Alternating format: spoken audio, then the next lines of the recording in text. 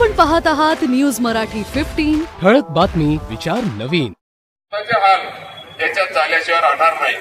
ठीक आहे, आम्ही सत्तेत नाही, आमचं तर पक्ष नेलं, चिन्ह नेलं, सगळं काढून नेलं, तो देखील अन्याय लोक बघत आहात।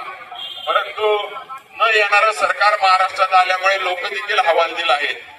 परंतु गप्प बसून मशीनला घाबरून चालणार नाही। कुठेतरी लोकशाही जिवंत ठेवण्यासाठी या आमच्या पक्षाचा, आमचा साऱ्यांचा हा एक प्रामाणिक प्रयत्न आहे। जळगाव जिल्ह्यात तर पूर्ण दडपशाही चालू आहे, परंतु एकमेव शिवसैनिक हा असा गंभीर शिवसैनिक आहे जो रस्त्यावर सत्ताधारींच्या विरुद्ध उतरायचे त्या ठिकाणी कमेंट ठेवले। कुठल्याही केसेसला घाबरत नाही, कुठल्या ईडीला घाबरत नाही। आमच्या लोकांच्या मागे पोलिस लावले जातात, धमक्या दिल्या जातात, परंतु शिवसैनिक हा बाळासाहेबांनी घडवलेला एक खऱ्या अर्थाने सैनिक आहे आणि त्याला लढाईचं माहिती आहे।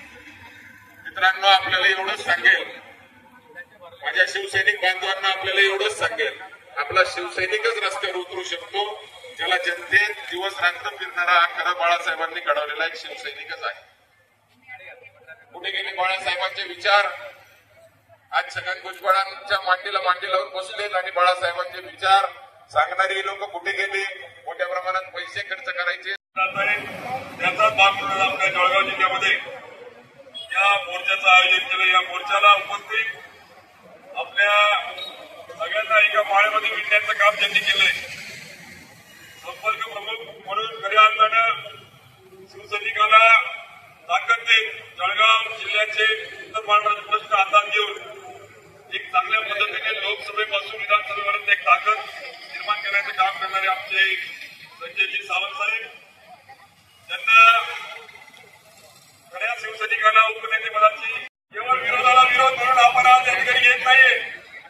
आदरणीय उद्धव साहेबांनी महाराष्ट्रमध्ये आंदोलन यासाठी छेडले, जेव्हा जेव्हा राज्यकर्त्यांवर आत्मविश्वास नाही, जेव्हा जेव्हा सत्ताधारी पक्ष येण्याची कातडी घेऊन सत्ताच्या माध्यमातून जेव्हा रक्त शोषण करण्याचं काम करतो, तेव्हा तेव्हा विरोधी पक्षाने पुढे येऊन त्या संदर्भामध्ये भूमिका घेतली पाहिजे।